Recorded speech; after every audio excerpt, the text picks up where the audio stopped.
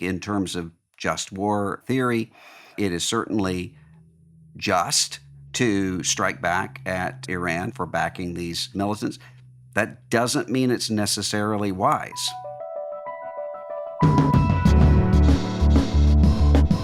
From Christianity Today, you're listening to The Bulletin, a podcast about the people, events, and issues that are shaping our world. I'm Mike Cosper, and here with me are Russell Moore and Nicole Martin. Today on our show, should we bomb Iran? The politics of celebrity friendships, tech CEOs in front of Congress, and then an update from Callaway, the host of Be Afraid, after his visit to the Sundance Film Festival. So stay with us.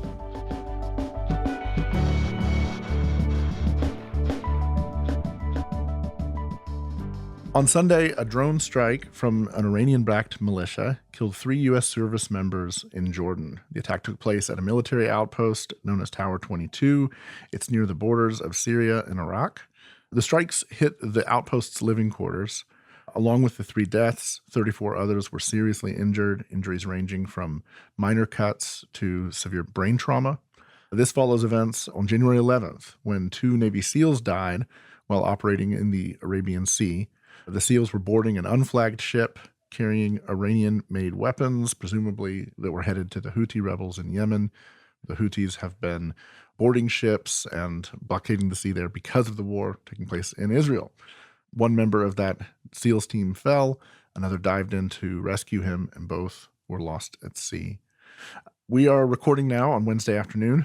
So far, there hasn't been a direct kinetic response to the attack in Jordan. This afternoon, shortly before we talked, President Biden said he has decided how to respond. He didn't provide details about how or when. He did say, "I'm not looking for a wider war."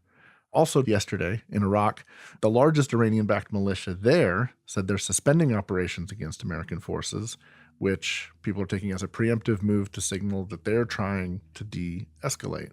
Here we are now. We're several months into this war with Israel and Hamas. A lot of tension in the region. 5 American service members have died in the past couple of weeks here. Where is this headed? What happens next? And what's the right thing for the U.S. to do in a moment like this? This is one of the reasons why we see presidents age as rapidly as they do in office. And President Biden doesn't have a long way to go, so we definitely need to be praying for him in this. But when you think about the sorts of choices that have to be made, that could either be provocative in terms of weakness or could tip over into a literal world war, those are not easy decisions to make. I was watching a YouTube video the other day, an old video of all people, Richard Nixon, talking about Iran. And when you hear him long after this explaining, without the Shah, this is what happens with the Iranian Revolution. If the Iranian Revolution happens, this is what comes after that. And it was completely accurate. But making these decisions, one just doesn't know what is going to come next. I definitely think in terms of just war theory, it is certainly just to strike back at Iran for backing these militants. That doesn't mean it's necessarily wise. There is at least one thing here that is very simple, and that is that the Iranian regime is horrific, and the rule of the Ayatollahs over the Iranian people, and that's especially true when you talk to Iranian Christians. I've long had the suspicion that when the Ayatollahs finally fall, and God, please, may that be soon, that regime is gone, we are going to see an Iranian Christian church that is far stronger and more vibrant than we can imagine right now.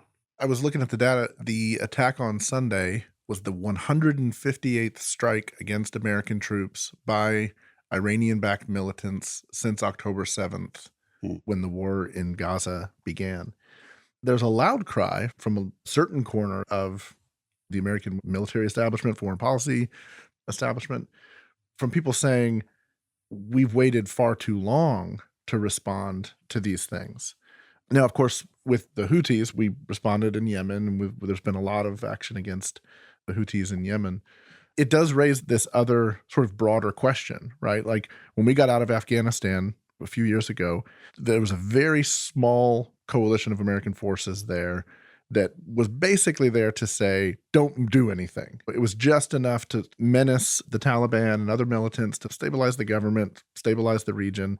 And then, of course, as soon as we pulled out, the Taliban moved in. The Taliban moved in before we were even all the way pulled out, once they just knew we were leaving. And so you have a similar situation with American forces positioned in places like this small outpost, small coalition of soldiers that are really there as this stabilizing presence or this effort to stabilize in these different places. And it raises this question, particularly the debate you're having among old school Republicans who believe in the projection of American power and this new kind of isolationist thing that's emerged post 2016. Russell, do you want to talk about that debate and what that means for us as Americans? Like, some people may hear this and they go, why are we there? Why shouldn't we just get these people home? Why are we letting our soldiers die in Jordan in the middle of nowhere? There's an old cliche, if you think education is expensive, try ignorance. If you think that it's dangerous to have American power overseas, wait till you see the loss of American power overseas. Because often what we think about are the big violent confrontations, Vietnam and Iraq and so forth. What we don't see are all the things that don't happen, specifically because we are supporting our allies all over the world. The people who right now are free Germans, Japanese, Greeks, Italians, others, specifically because of the extension of American power. And so there's a kind of a simplistic notion that says if you bring everybody home, then you have peace. When in reality, you bring everybody home, you're going to have more war. I don't see the exertion of American presence and power overseas as being immoral, but as moral. And one of the most amazing things about the United States of America, among many, is the fact that you haven't had, for the most part, the kind of extension of power for self exertion as you would see in other empires. There really Mhm. has been a stabilizing of the world for other people who wouldn't have flourished otherwise. I wonder, Russell, what your thoughts are about the temperament of the president making or breaking situations like these. I've heard some conversations, people saying if we had Trump as president, he would be able to handle this type of aggressive foreign policy warfare issues. And it's because Biden's temperament is more reserved that we're going to have problems with dictators or we're going to have problems with bullies that are global. What's your take on that? Trump can't even handle his temperament in a courtroom. I mean, there's a lot of magical thinking that can go into, well, if my guy, whoever that is, were there, then everything would just magically be all right because of the force of temperament. But foreign policy is not a reality television show. It's not about the bluster that shows up on television. It's about having somebody with the ability to step back and say, I'm not going to answer this on the basis of whether I'm insulted or not, or whether I'm dishonored or not.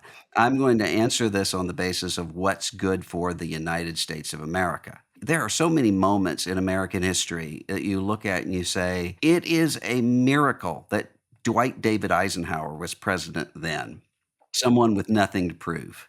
And even in some moments, with all of his flaws, somebody as intelligent and as cold in some of the right ways and some of the wrong ways as Richard Nixon. It's a great thing that Ronald Reagan was willing to take flack for building up American military forces and taking on the Soviets.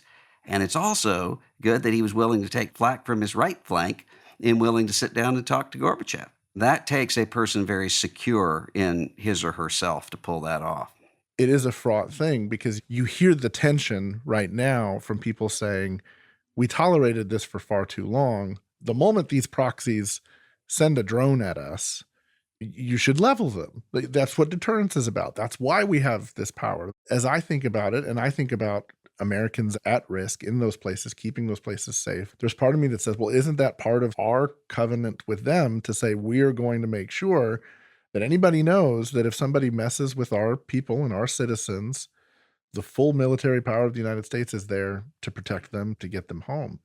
And at the same time, you do understand the extent to which a full-scale war with Iran would be devastating to human life on a scale that is hard to imagine right now, especially with all the other tensions that are already there in the region. I think if there's nothing else, the idea that this moment is a time to be very sober about who it is we are putting in that office, to be the last guy to go, "Okay, go. I've given the order." That's a weighty thing, and it's a troubling thing, I think, given where we are right now as a country. It's so great, though, Russell, having your perspective and your vantage point on history and foreign policy. Just hearing that perspective is really even helpful for me. So I appreciate that. Oh, well, thank you. I realize it's a really defective person who enjoys watching old Richard Nixon YouTube videos. As long as they're followed by The Office, it sounds pretty That's balanced to me. true, I that's mean, it's true. like you get a little bit of everything. All right. On that note, we will be right back.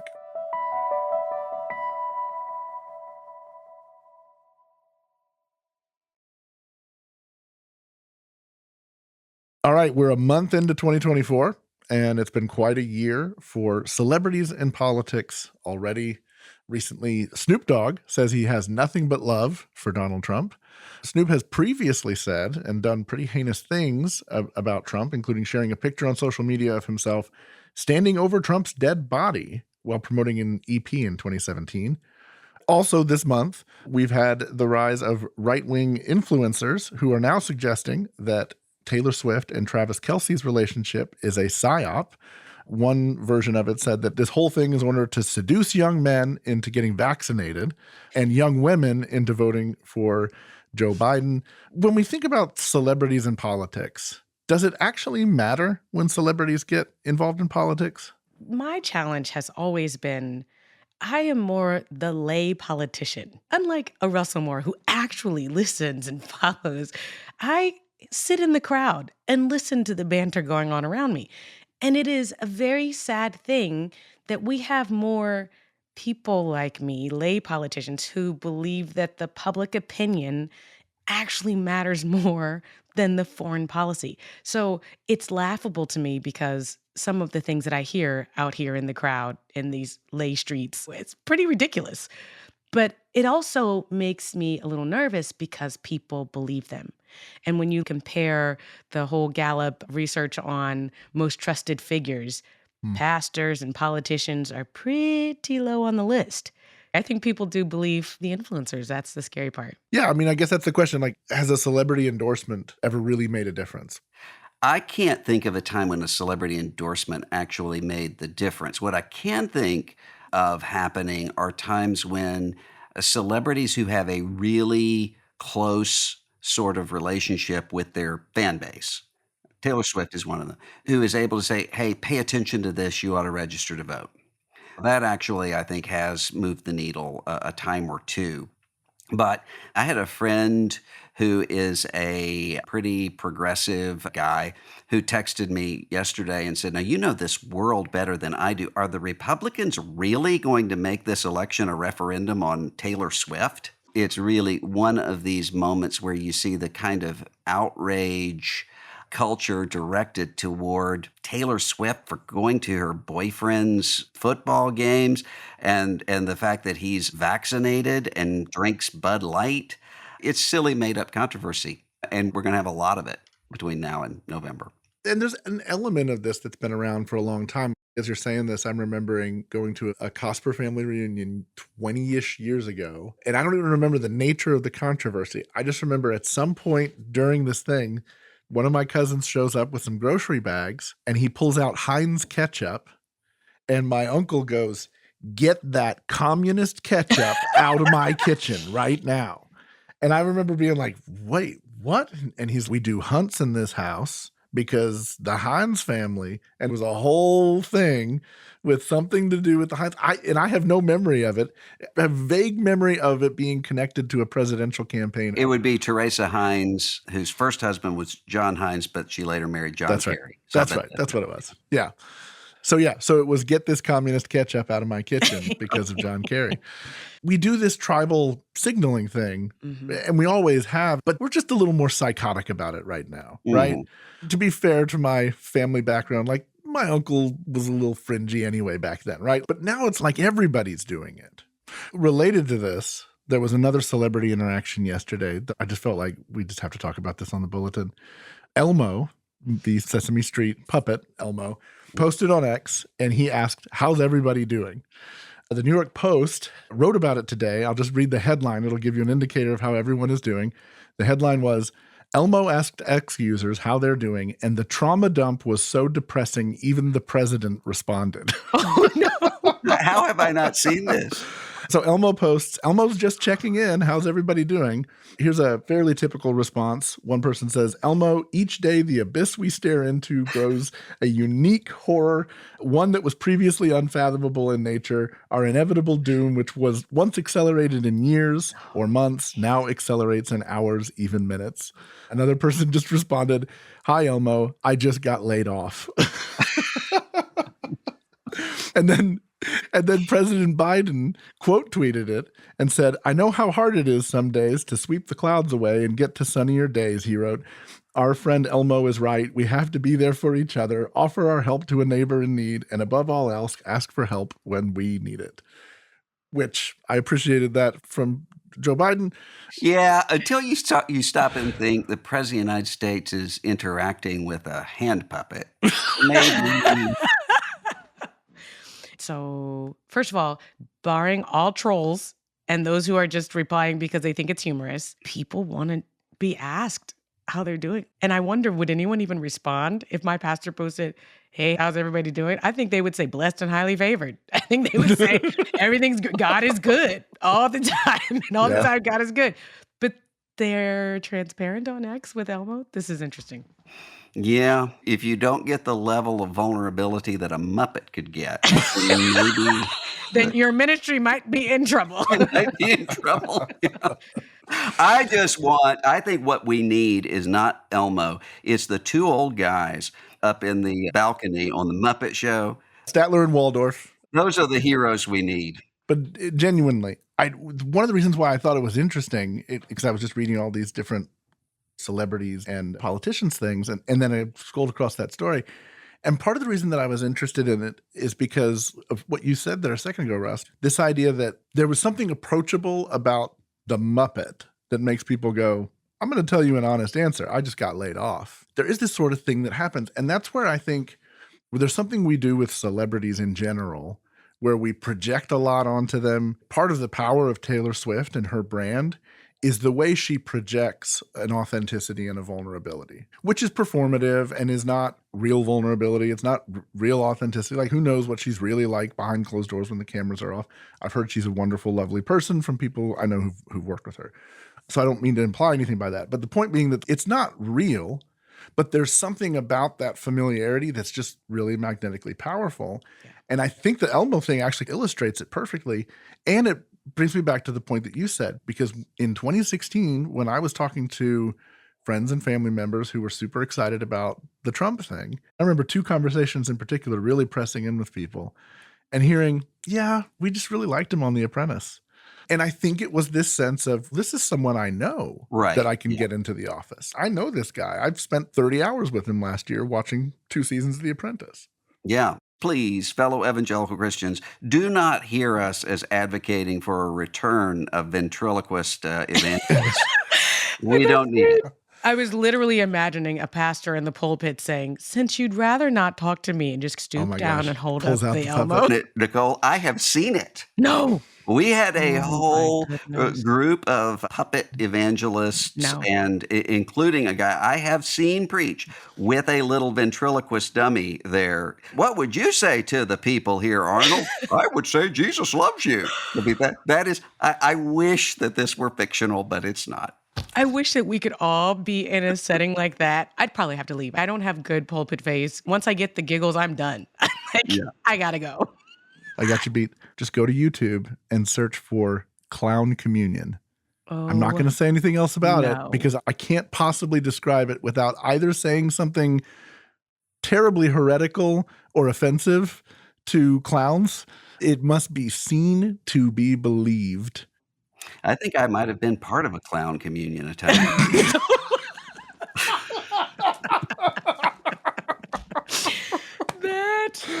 I don't know what to say. I don't know what to say. Sorry. It's just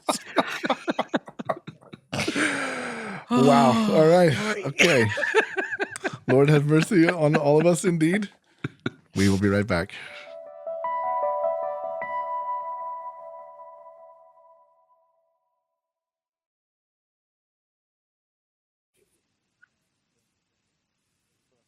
But earlier today, a group of social media CEOs and executives were grilled by Congress about the risks of their products to young people.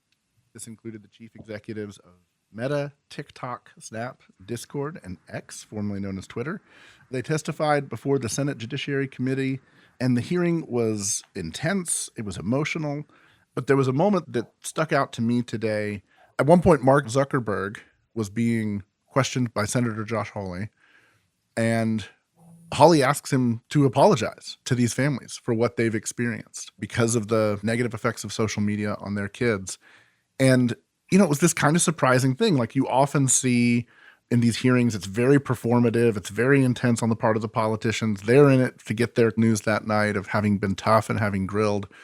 And you see people being questioned. They're very lawyered up, they have very caged answers, everything's rehearsed and protective. But Zuckerberg goes, okay, basically. And he stands up and he turns around and he says to the families, I'm sorry for everything you've been through. No one should go through the things that your family have suffered. And this is why we invest so much. And we're going to continue to do industry-wide efforts to make sure no one has to go through the things your family has to suffer. I don't think I'm a sucker, but it just felt deeply sincere. Even reading the transcript, like that's not something you wrote before. And it struck me as one of these just vulnerable moments of contrition in public that was like, it's nice to see that, right? Because we just don't see those moments very often these days. I think it will tell us a lot about whether we're moving into a new era or if we're still stuck in the old one. The response that comes to this.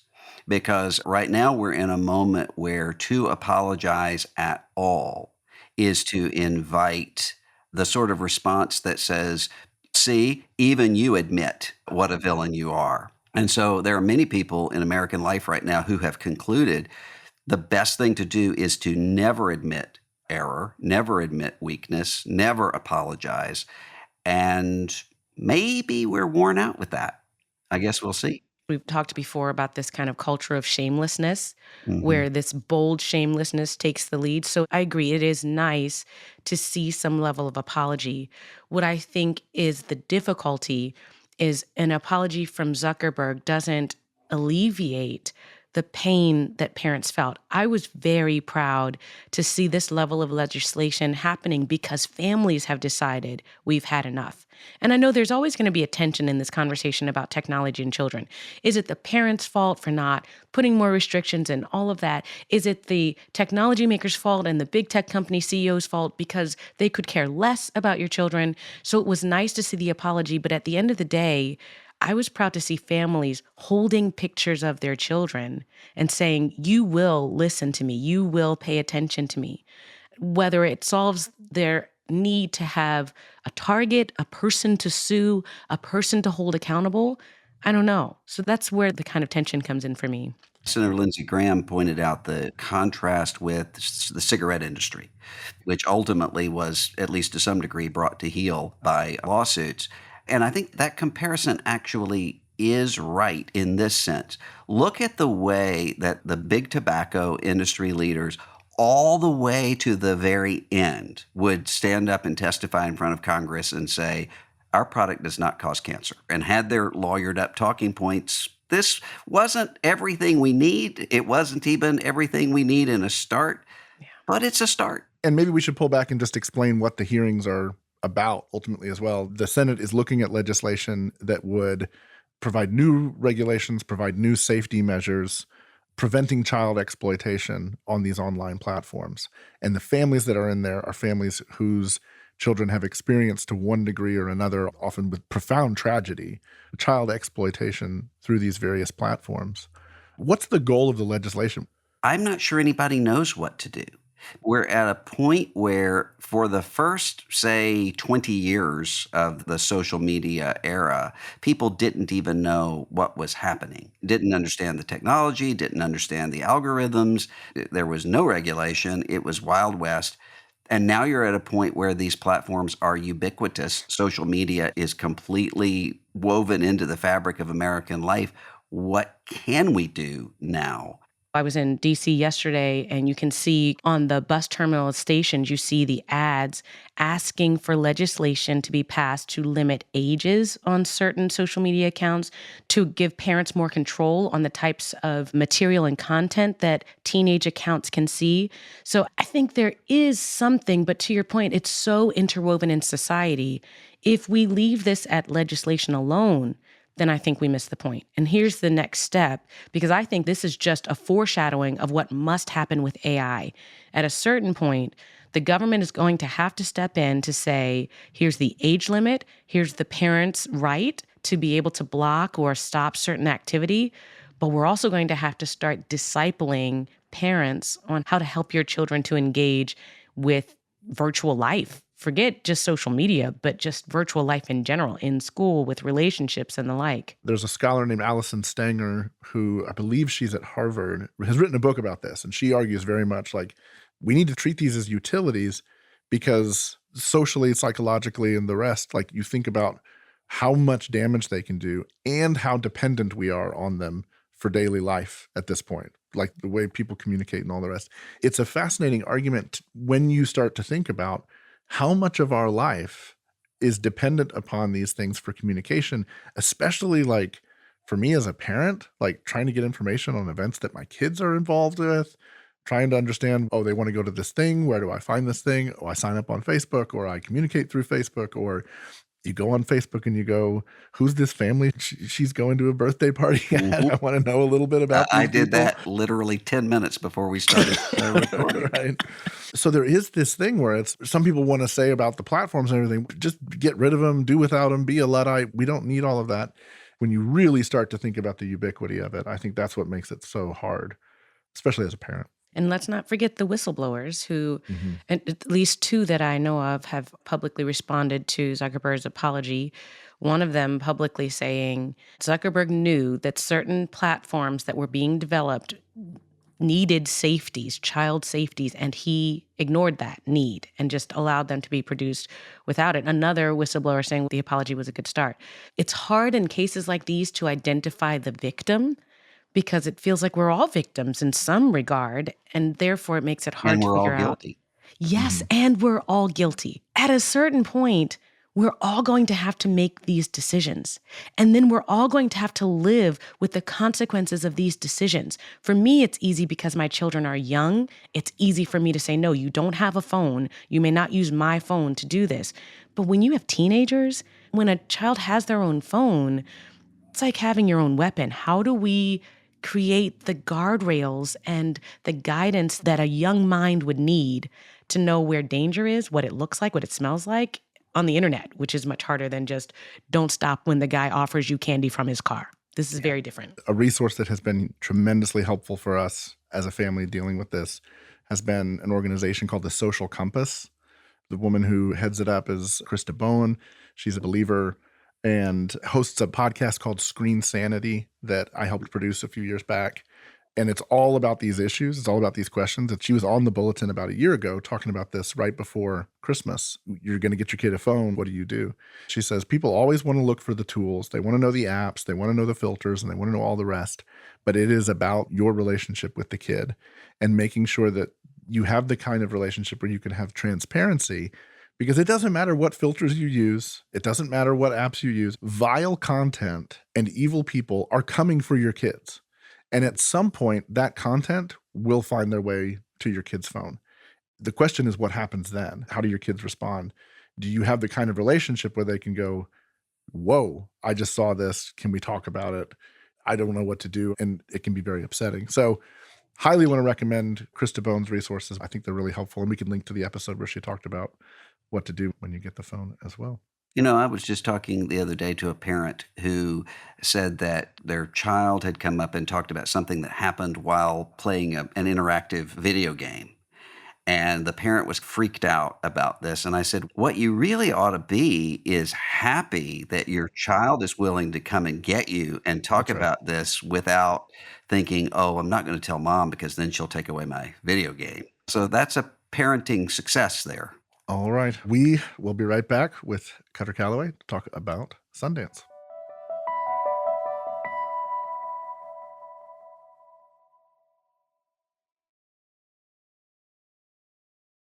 The Sundance Film Festival is the largest independent film festival in the United States. Thousands of people descend upon Park City, Utah for a few days each January to brave the weather, watch new films slated to release later this year. Joining us to discuss it is Cutter Callaway. Cutter's a theologian at Fuller Seminary and the host of CT's podcast, Be Afraid. Cutter, welcome back to the Bulletin. Hey, thanks so much for having me. Yeah, for listeners unfamiliar, can you describe maybe what is Sundance about? It's about a lot of things, but I would say for me, it's part film winter camp, part Hollywood and LA descending on a small town. But more than anything else, it's what I would say is the cutting edge of the cultural conversation. I read it as like a canary in the coal mine of what are the things that people are going to be talking about in 6, 12, 18 months from now because of the films that we're watching. Where would we be going culturally, societally, and then as Christians? What are some of the conversations we need to be anticipating? What stuck out to you this year? There's about 120 films, so unfortunately you don't get to see them all in a bunch of different categories. And I think what stuck out were a few themes. So maybe I'll give you some themes that I saw and then name some of the films that landed in there. But one was you can go to Sundance, and a lot of independent films can get really dark, nihilistic, cynical. And in years past, if you saw a film that even gave you a sliver of hope, it would win the audience award, right? But this year, actually, what was really fascinating was there was a lot of lightheartedness, humor, some things that were more just absurdist. And I found that really interesting. My sort of theorizing of it is there seems to be this kind of yearning for, man, the last 5, 7, 10 years or whatever have been rough. And it would be great to laugh. It would be great to see some joy, some even just silliness, right? Another theme that came up that was similar was we've gone through a lot of rough times recently, and COVID in particular seemed to rob us of rituals. And so there's a few films, one called A Real Pain with Kieran Culkin and Jesse Eisenberg, about going back to Poland. They're Polish Jews and going back to home. And film after film going, we need to find ways to ritualize some of these meaningful things in our lives, kind of lighthearted and humorous, and at the same time, really heavy. And I found that a really interesting part of the festival too. One other thing I'll say is a lot of themes on parent-child relationships, rehabilitating and reconnecting. I cannot recommend any of the films from Sundance. None of them come in rated. They're all across the board in terms of content. But one film I can recommend is a documentary called Daughters. It's about 4 young girls. It's through their eyes. A woman sets up a daddy-daughter dance. The daddies are incarcerated men. And it's a documentary told from the girls' perspectives of their lives, not having their dads. It humanizes these men. You don't actually know what they're incarcerated for. They're just men. And then the sort of the power of this ritual and all the things that go in it that you can imagine. And that movie, I think, captures a number of different films that really were tapping into what is the sort of crisis of parenting and parent-child relationships. And that one really narrowed in on a very specific aspect of it. It won quite a few of the audience awards and produced by Jessica Seinfeld, Jerry Seinfeld's wife. I know a few folks who saw that one. Few of them could get through talking about it because of how intensely moving it was. Among the award winners, there were a couple of Fuller grads. Can you tell us about them and the film they made? Samantha Curley is one of the producers of a film called Union.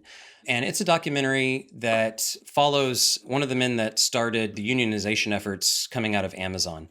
And it's kind of that classic David and Goliath tale, but it's also cinema verite. So there's really no commentary at all. It's really just showing what happens. And a lot of the feedback that it's gotten is that it's a complicated portrayal of unionization efforts, right? It's not just an agenda-driven movie that's a call to action, but instead it's giving a really intimate portrait of the lives of what many of us have considered essential workers, right? Like frontline workers of Amazon delivery. And then what it's like to actually work for that sort of organization and then come together as a union.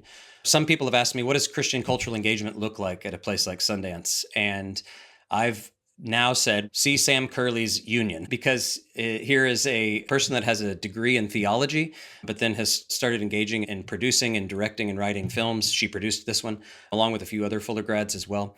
It's not an explicitly Christian movie in any way, but it is deeply rooted in what I would imagine is the call to justice, and how do you actually highlight and tell the stories of people who are pursuing justice, and then actually how complicated that gets in the modern world. I had some friends that went to Sundance this year as well, and one of their takeaways was the fact that the power of quote unquote real stories becomes more vibrant every year. Do you think that stories have always been powerful, but maybe several years ago they were so much a part of the fabric of our lives we didn't notice?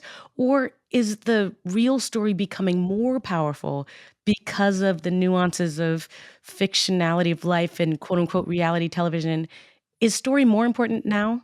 And are you asking about like documentary story in particular? Yeah, the documentary, the sense of an unfiltered story. So we also partner with Windwriter Summit at Sundance, and that gathers together a group of mostly undergrad film students from Christian colleges, universities, and we talk about the films of Sundance, et cetera. And met there Morgan Neville. He and Nicholas Ma, they've worked together in a few documentaries. Most recently, you probably remember Won't You Be My Neighbor, the Fred Rogers documentary. So he did that one. And they're working on another one coming up called Leap of Faith. And it's actually about a collection of pastors in Grand Rapids and gathering together across radical religious difference and trying to be in relationship, right? So here are some filmmakers who are not necessarily identifying as Christian in any way, telling a story of can Christian leaders actually be in relationship together? And then Samantha Curley's film, Union. I think in the past you saw these documentaries in the hands of some filmmakers as almost nothing but a call to action, so that the effect or the meaning or the value of it was rooted in, does this produce some measurable change in the world according to whatever the issue is at hand? And I don't know if it's the shift in the filmmaking or the audience, but what I saw just in the little clip was a glimpse of my everyday life. I work at a seminary, work with churches. You all are probably in the same space. How do we as Christians agree to disagree without breaking communion, right? What it actually gave me for just a moment was a vision of something possible that I thought was impossible. And if nothing else from the film comes of it, that was worth it. So take Daughters. They do want some sort of reform in terms of how we incarcerate people, specifically the incarceration rates of Black men. They want something to be produced from that. But before that happens, they're saying, imagine you sitting in the audience are that young girl, right? You are the incarcerated man. And if we can give you a vision, a glimpse of, this gets theological, right? The impossible possibility. I think that's where these stories really hit home, where they're effective. And I think it's a transition from that pure sort of call to action to how do I give you a vision for a life that seems impossible but might actually be. Cutter, you mentioned that Union was not explicitly Christian, but is coming out of a Christian understanding of reality.